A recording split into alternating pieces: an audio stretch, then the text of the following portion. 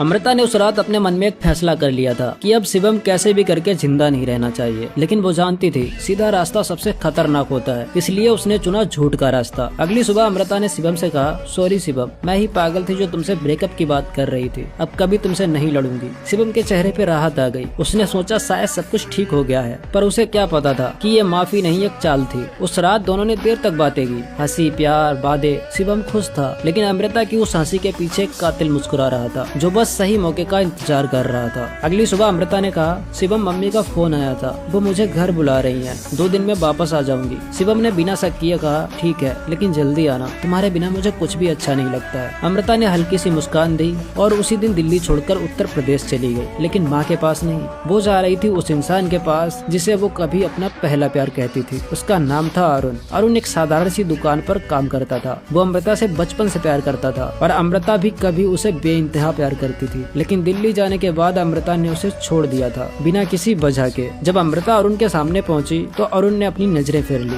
वो उसे भूलने की कोशिश कर चुका था, लेकिन बचपन का प्यार इतनी आसानी से कहाँ मरता है। अमृता ने रोते हुए कहा, सॉरी अरुण, मुझे माफ कर दो, मैं आज भी तुमसे बहुत प्यार करती हूँ। मैंने आज तक तुमसे कुछ नहीं मांगा है, लेकिन आज अगर तुम मेरी मदद नहीं करोगे तो मैं मर जाऊंगी। अरुण ने जैसे ही पलट कर देखा, अमृता की आंखों में आंसू थे। अरुण कभी अमृता को रोते हुए नहीं देख सकता था। उसने उसके आंसू पोंछते हुए कहा, क्या हुआ है, प्लीज रोना बंद करो और सब सच सच बताओ। अमृता रोते हुए बोली, तुमसे दूर होने के बाद मैं दिल्ली में एक लड़के से प्यार करने लगी थी। उसने मेरे साथ सब कुछ किया और मेरे वीडियो भी बना लिए। अब वो मुझे धमकी दे रहा है कि वीडियो वायरल कर देगा। प्लीज अरुण, उसे कैसे भी करके खत्म कर दो, फिर हम दोनों शादी कर लेंगे। अमृता के वो मगरमच्छ वाले आंसू अरुण देख नहीं पाया। प्यार, गुस्सा और बदले की आग में उसने हाँ कर दी। फिर शिवम को खत्म करने के लिए अमृता और अरुण ने एक ऐसा प्लान बनाया जिसके बारे में ना कोई सोच सकता था, ना कोई अंदाजा लगा सकता था।